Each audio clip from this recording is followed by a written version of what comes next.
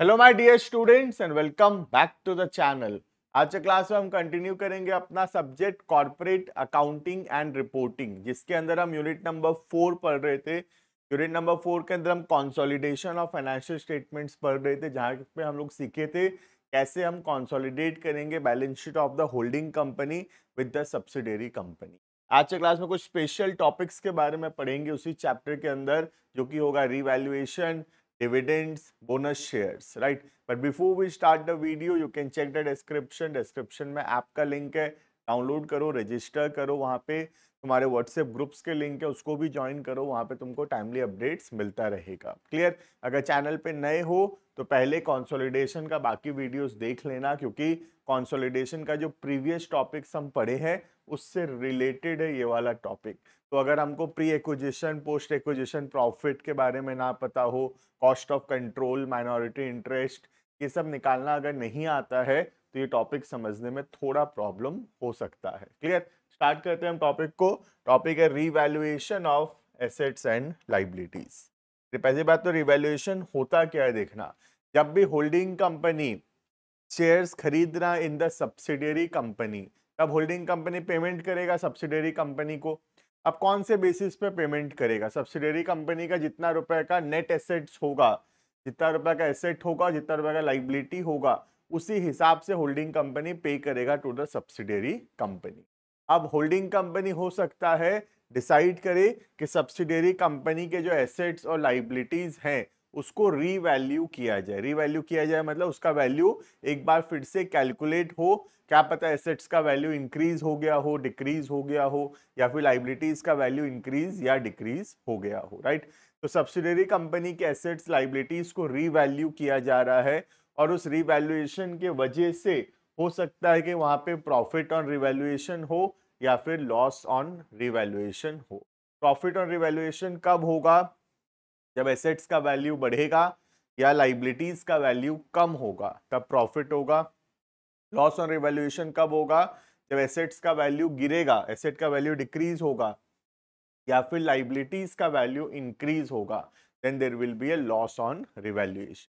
हम आज के क्लास में पढ़ने वाले क्या ट्रीटमेंट करेंगे प्रॉफिट और लॉस ऑन रिवैल्यूएशन का at the time of consolidation of the books of accounts. Clear है?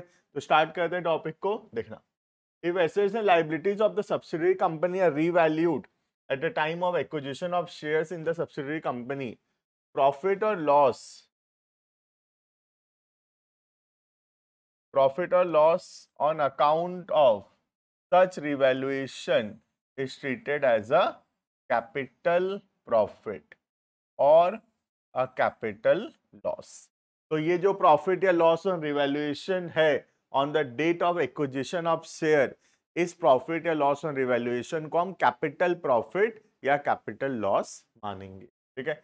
एडजस्टेड प्रॉफिट एडेड और loss deducted while doing the analysis of capital profit, और वो एडजस्ट कर दिया जाएगा कैपिटल प्रॉफिट में। कैपिटल प्रॉफिट का मतलब होता है प्री एक्विजिशन प्रॉफिट में। क्लियर है? तो जो भी प्रॉफिट या लॉस होगा रिवैल्यूएशन का, वो कहाँ एडजस्ट होगा? प्री एक्विजिशन प्रॉफिट से एडजस्ट हो जाएगा। क्लियर है? This ultimately is divided among the non controlling share holders and holding company in proportion of the equity share held by them. तो ये जो प्री एक्विजिशन प्रॉफिट है, ये किसके किसके बीच में डिवाइड होगा? ये एक होगा होल्डिंग कंपनी के बीच में, और दूसरा नॉन कंट्रोलिंग इंटरेस्ट, जो कि माइनॉरिटी इंटरेस्ट बोलते हैं, उनके बीच में, राइट?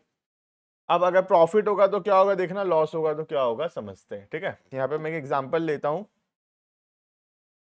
तो रिवैल्यूएशन किया गया, और रिवैल्यूएशन में या तो प्रॉफिट आया है या लॉस है। पहली बात तो हमको देखना पड़ेगा रिवैल्यूएशन कब किया गया। ये on the date of acquisition, जिस दिन होल्डिंग कंपनी शेयर्स खरीद रहा इन द सब्सिडियरी कंपनी, उस दिन ये रिवैल्यूएशन किया जा रहा है। तो ये रिवैल्यूएशन जो है, इसको हम प्री का पीरियड का मानते हैं, क्योंकि ये revaluation on the date of acquisition किया जा रहा है, जिस दिन होल्डिंग कंपनी सब्सिडियरी कंपनी में शेयर्स खरीद रहा है। तो जो भी प्रॉफिट या लॉस हुआ उसको प्री पीरियड का हम मानेंगे। क्लियर है ये? अब जब हम प्री पीरियड का मानेंगे तो प्रॉफिट अगर हुआ तो प्री एक्विजिशन प्रॉफिट इंक्रीज हो जाएगा, और अगर लॉस होता है तो उससे प्री एक्विजिशन प्रॉफिट कम होगा। क्लियर है? अब प्री एक्विजिशन प्रॉफिट का क्या ट्रीटमेंट होगा, ये तो हम ऑलरेडी पिछले क्लासेस से पढ़ते हुए आ रहे हैं। प्री एक्विजिशन प्रॉफिट का क्या ट्रीटमेंट होता है? प्री एक्विजिशन प्रॉफिट का जो होल्डिंग का हिस्सा है, जो होल्डिंग कंपनी का हिस्सा है, वो काम में आता है कॉस्ट ऑफ कंट्रोल निकालने में। याद होगा क्या करते हैं, कॉस्ट ऑफ इन्वेस्टमेंट माइनस करते हैं उसमें प्री एक्विजिशन प्रॉफिट्स। ठीक है, तो प्री एक्विजिशन प्रॉफिट माइनस होता है कॉस्ट ऑफ इन्वेस्टमेंट से at the time of calculating goodwill या कैपिटल रिजर्व। क्लियर है? तो समझ में आ गया। पहले रिवैल्यूएशन का प्रॉफिट लॉस को किससे एडजस्ट करेंगे? प्री एक्विजिशन प्रॉफिट से। सपोज एग्जांपल के तौर पे मैं मानता हूं कि सपोज प्री प्रॉफिट था 50,000, ठीक है, और suppose there is a profit on revaluation 10,000, तो अब प्री प्रॉफिट कितना हो गया? 60,000। समझ में आ रहा है? पहले से प्री प्रॉफिट 50,000 था, there is a profit on revaluation 10,000 का, तो प्री प्रॉफिट कितना हो गया? 60,000। अब 60,000 का जो प्री प्रॉफिट है उसको डिवाइड करेंगे between the holding company and the minority, that is non controlling interest. Clear है?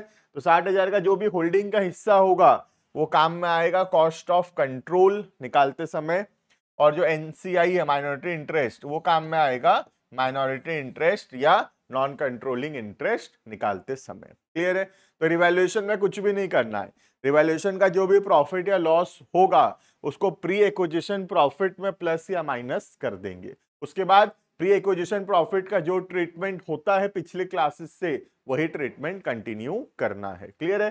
तो प्री प्रॉफिट का क्या ट्रीटमेंट होता है? होल्डिंग का हिस्सा कॉस्ट ऑफ कंट्रोल से माइनस होता है, माइनॉरिटी का हिस्सा जो है वो नॉन कंट्रोलिंग इंटरेस्ट पे आएगा। क्लियर है?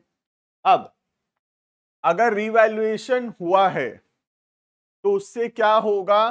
डेप्रिसिएशन चार्ज होगा। राइट? सोच लो आज हम लोग एसेट्स का वैल्यू बढ़ा दिए, ईयर के बीच में एसेट का वैल्यू बढ़ा दिए, तो आगे चल के जो डेप्रिसिएशन है वो भी बढ़ेगा, और अगर हम सपोज एसेट का वैल्यू कम कर दिए तो डेप्रिसिएशन भी जो है वो कम हो जाएगा। बात समझ में आ रहा है?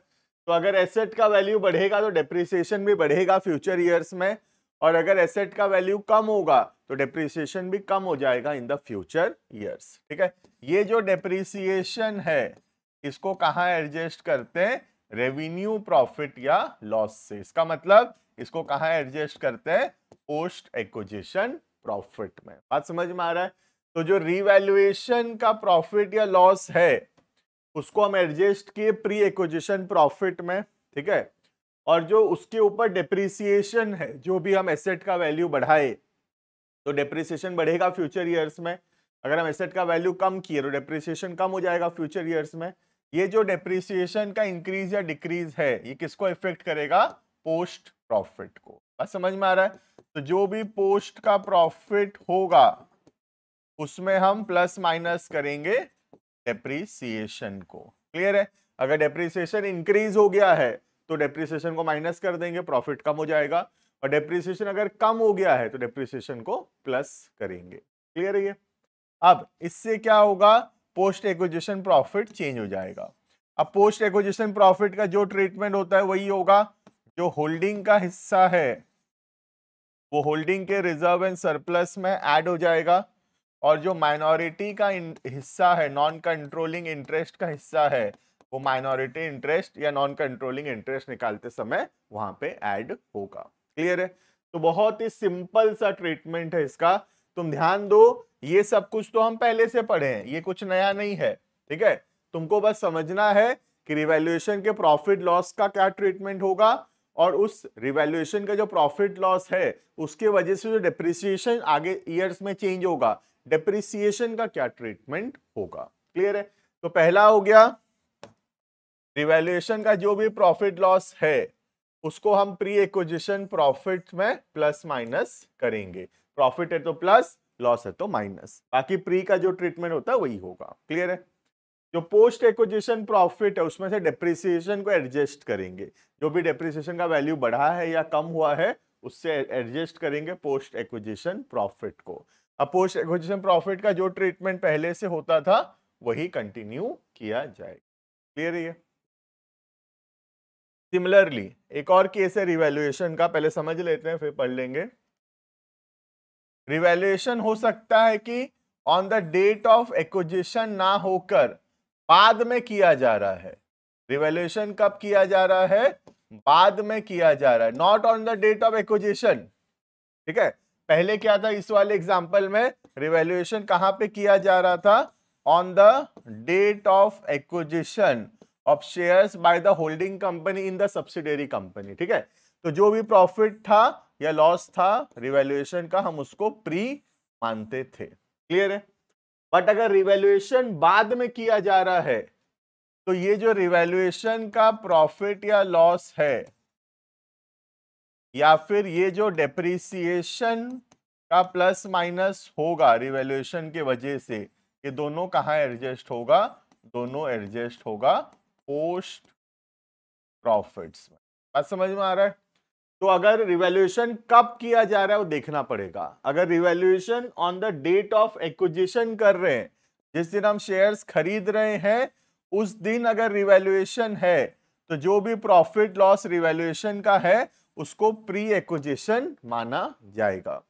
डेप्रिसिएशन तो हमेशा ही पोस्ट एक्विजिशन रहेगा। क्लियर है ये? और अगर रिवैल्यूएशन बाद में किया जा रहा है, डेट ऑफ एक्विजिशन के बाद किया जा रहा है रिवैल्यूएशन, तो रिवैल्यूएशन भी पोस्ट होगा और इसके ऊपर डेप्रिसिएशन भी पोस्ट होगा। क्लियर है ये? अब पोस्ट एक्विजिशन प्रॉफिट में प्लस माइनस हो जाएगा। अब पोस्ट का जो ट्रीटमेंट होता है वही होगा, होल्डिंग का हिस्सा होल्डिंग के रिजर्व एंड सरप्लस में ऐड होगा, माइनॉरिटी का हिस्सा जो है वो माइनॉरिटी इंटरेस्ट पे चला जाएगा। क्लियर है ये? तो यही इसमें यहाँ पे बोला हुआ है, देखना।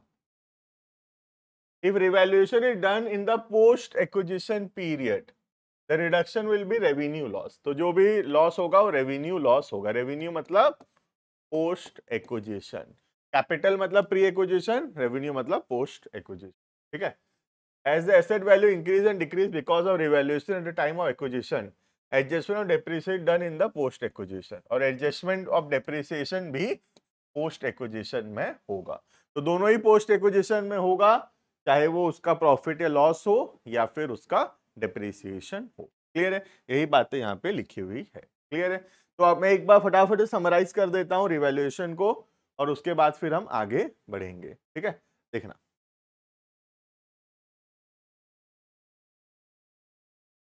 रिवैल्यूएशन, रिवैल्यूएशन कब किया जा रहा है उससे फर्क पड़ता है। On the date of acquisition after the date of acquisition. ठीक है, अगर डेट ऑफ एक्विजिशन में किया जा रहा है तो जो प्रॉफिट या लॉस ऑन रिवैल्यूएशन है वो कहां एडजस्ट होगा? प्री एक्विजिशन प्रॉफिट से। ठीक है, इसके ऊपर जो डेप्रिसिएशन है, डेप्रिसिएशन एडजस्ट होगा from the post acquisition profit. ये तो आसान हो गया। तो अगर डेट ऑफ एक्विजिशन में रिवैल्यूएशन है तो प्रॉफिट लॉस एडजस्ट होगा प्री से और उसके ऊपर जो डेप्रिसिएशन है वो एडजस्ट होगा पोस्ट से। ठीक है, अगर बाद में किया जा रहा है revaluation after the date of acquisition तो प्रॉफिट और लॉस ऑन रिवैल्यूएशन ये कहाँ एडजस्ट होगा? ये पोस्ट से एडजस्ट होगा और इसके ऊपर जो डेप्रिसिएशन है वो भी पोस्ट से एडजस्ट। क्लियर है ये? तो अगर बाद में रिवैल्यूएशन किया जा रहा है तो सब कुछ पोस्ट है, प्रॉफिट लॉस भी और उसका डेप्रिसिएशन भी। लेकिन अगर revaluation on the date of acquisition किया जा रहा है तो उसका profit loss on revaluation pre से एडजस्ट होगा और उसका जो डेप्रिसिएशन है वो पोस्ट से एडजस्ट होगा। क्लियर है? इसको फटाफट से नोट डाउन कर लेना, ये बहुत इंपॉर्टेंट है, तुमको समझ में भी नहीं आएगा खुद से पढ़ोगे तो। बहुत ही कंफ्यूजिंग टॉपिक है, बहुत इंपॉर्टेंट टॉपिक है। एग्जाम में आ गया ना इसका क्वेश्चन, अच्छे अच्छों का हालत खराब हो जाएगा वहां पे। तो अच्छे से एकदम पढ़ना है, कॉन्सेप्चुअली पढ़ना है, तभी ये क्वेश्चन हो पाएगा, वरना तो क्वेश्चन बहुत डिफिकल्ट लगेगा। क्लियर है? तो आई होप तुम लिख लिए होगे। नेक्स्ट जो टॉपिक है वो है treatment of pre and post acquisition dividends. ठीक है, देखना यहाँ पे क्या होगा। यहाँ पे सपोज हम इस दिन शेयर्स खरीदे 1/10/2025 को होल्डिंग कंपनी शेयर्स खरीदा है सब्सिडियरी कंपनी में। ठीक है, अब सब्सिडियरी कंपनी जो है डिविडेंड देता है अपने शेयर होल्डर्स को। तो सब्सिडियरी कंपनी का शेयर होल्डर कौन है? होल्डिंग कंपनी है ना। तो होल्डिंग कंपनी शेयर्स खरीदा है ना सब्सिडियरी कंपनी में। तो जब सब्सिडियरी कंपनी शेयर्स के ऊपर डिविडेंड देगा, वो डिविडेंड किसको मिलेगा? वो डिविडेंड मिलेगा होल्डिंग कंपनी को। बात समझ में आ रहा है? तो सब्सिडियरी कंपनी तो नॉर्मली डिविडेंड दे रहा है। सब्सिडियरी कंपनी में कुछ कॉन्सेप्ट नहीं है कि कहां से दे रहा है, प्री की पोस्ट। सब्सिडियरी में ये सब कॉन्सेप्ट है ही नहीं। ये सब होल्डिंग कंपनी का चिंता है कि प्री का पीरियड का डिविडेंड है कि पोस्ट पीरियड का। ठीक है, तो एस लिमिटेड को कोई फर्क नहीं पड़ता डिविडेंड कहां से दे रहा है, वो अपने रिजर्व एंड सरप्लस से डिविडेंड दे रहा है। राइट, अब ये जो होल्डिंग कंपनी को डिविडेंड मिल रहा है, होल्डिंग कंपनी को देखना पड़ेगा कि ये डिविडेंड जो है वो प्री पीरियड का है या फिर पोस्ट पीरियड का। बात समझ में आ रहा है? प्री पीरियड का कब होगा? जैसे सोच लो 1/10/25 को वो शेयर्स खरीदा है और इस दिन उसको डिविडेंड मिला 2024-25 का। सपोज 24-25 कौन सा ईयर है? प्रीवियस ईयर है। तो प्रीवियस ईयर का डिविडेंड उसको अभी मिल रहा है। क्या प्रीवियस ईयर में वो शेयर होल्डर था? नहीं, प्रीवियस ईयर में वो शेयर होल्डर नहीं था, है ना। तो ये जो प्रीवियस ईयर का डिविडेंड उसको मिल रहा है, ये कौन सा डिविडेंड है? प्री डिविडेंड है। बात समझ में आ रहा है? अब सोच लो बाद में डिविडेंड मिलेगा, सोच लो 2026-27 का डिविडेंड मिलेगा। तो 26-27 में तो वो खुद शेयर होल्डर है, तो इसका डिविडेंड क्या होगा? Post dividend. बात समझ में आ रहा है? तो जिस दिन हम शेयर्स खरीदे उस दिन से पहले का जो पीरियड का डिविडेंड है होल्डिंग कंपनी के लिए, वो डिविडेंड प्री डिविडेंड है। ठीक है, और उसके बाद के पीरियड का जो डिविडेंड है वो डिविडेंड पोस्ट पीरियड डिविडेंड होगा। बात समझ में आ रहा है? What is pre dividend, what is post dividend? Subsidiary company division नहीं करता, क्योंकि सब्सिडियरी कंपनी तो नॉर्मली एंट्री करेगा, उसको क्या फर्क पड़ता है प्री का डिविडेंड है कि पोस्ट का डिविडेंड है। ठीक है, उसके लिए तो डेट ऑफ एक्विजिशन इंपॉर्टेंट नहीं है। लेकिन जो होल्डिंग कंपनी है वो शेयर्स खरीदा इन द सब्सिडियरी कंपनी, तो जिस दिन वो शेयर्स खरीदा है सब्सिडियरी कंपनी में उस दिन से पहले के पीरियड का अगर डिविडेंड मिल रहा है तो वो प्री एक्विजिशन डिविडेंड होगा, और उस दिन के बाद के पीरियड का डिविडेंड अगर मिल रहा है तो वो पोस्ट एक्विजिशन डिविडेंड होगा। क्लियर है? अब इसका ट्रीटमेंट समझते हैं। ठीक है, प्री एक्विजिशन पोस्ट एक्विजिशन तो समझ में आ गया। अब जो पोस्ट एक्विजिशन डिविडेंड होगा वो तो नॉर्मल सा प्रॉफिट है, नॉर्मल सा कमाई है, और वो रिकॉर्ड होगा in the profit and loss account. ठीक है, नॉर्मल डिविडेंड रिसीव्ड है, इनडायरेक्ट इनकम है, पीएल अकाउंट में आएगा। ठीक है, तो पोस्ट एक्विजिशन प्रॉफिट का कुछ नहीं करना है, पोस्ट एक्विजिशन डिविडेंड्स का कुछ नहीं करना है, वो एज इट इज पीएल में जैसे रिकॉर्ड होता है वो रिकॉर्ड हो गया होगा। क्लियर है? हमको किसका ट्रीटमेंट ध्यान से करना है? हमको करना है प्री एक्विजिशन डिविडेंड का। एक एएस है एएस 13 ऑन इन्वेस्टमेंट्स। ठीक है, एएस 13 इन्वेस्टमेंट्स के ऊपर, जो बोलता है कि जो भी इन्वेस्टमेंट का कॉस्ट है, जो भी पैसा हम इन्वेस्टमेंट खरीदने में लगाए हैं उससे रिड्यूस कर देंगे जो पैसा हमको उससे पहले पीरियड का रिसीव हुआ है। जैसे कि फॉर एग्जांपल सपोज मैं शेयर्स खरीदा था 1 लाख में। ठीक है, सपोज होल्डिंग कंपनी शेयर्स खरीदा था इन the subsidiary company for 1 lakh rupees. ठीक है, अभी प्री डिविडेंड मिला है सपोज 5000 का। ठीक है, प्री एक्विजिशन डिविडेंड रिसीव हुआ है 5000 का। ठीक है, तो एएस 13 बोलता है कि 1 लाख रुपए दिए तुम इन्वेस्टमेंट खरीदने के नाम का, उसमें से 5000 तो रिकवर हो गया, तुम्हारा डिविडेंड मिल गया पहले पीरियड का। ठीक है, तो ये जो 5000 का डिविडेंड है ये कहां से माइनस होगा? ये माइनस होगा from the cost of investment. Clear है? तो कोई भी प्री एक्विजिशन डिविडेंड जो होगा वो माइनस होगा कॉस्ट ऑफ इन्वेस्टमेंट से at the time of calculating goodwill और कैपिटल रिजर्व। क्लियर है? तो ध्यान देना, जब भी प्री का डिविडेंड होगा उसको कॉस्ट ऑफ कंट्रोल निकालते समय माइनस करना। अगर पोस्ट एक्विजिशन डिविडेंड है उसका कुछ करने का जरूरत नहीं है, नॉर्मल प्रॉफिट है, पीएल में आ गया होगा। क्लियर है? तो फटाफट से मैं फॉर्मूला लिखा देता हूं कॉस्ट ऑफ कंट्रोल में कैसे करेंगे। सबसे पहले हम लेंगे cost of investments in subsidiary company. Subsidiary company में कितना रुपए का इन्वेस्टमेंट किए हैं, इससे लेस होगा, पहला आइटम लेस होगा प्री एक्विजिशन डिविडेंड। जो भी प्री एक्विजिशन का डिविडेंड मिला होगा वो लेस हो जाएगा, ठीक है। दूसरा आइटम लेस होगा share in share capital. Share capital में जो हिस्सा होगा होल्डिंग कंपनी का इन द सब्सिडियरी कंपनी।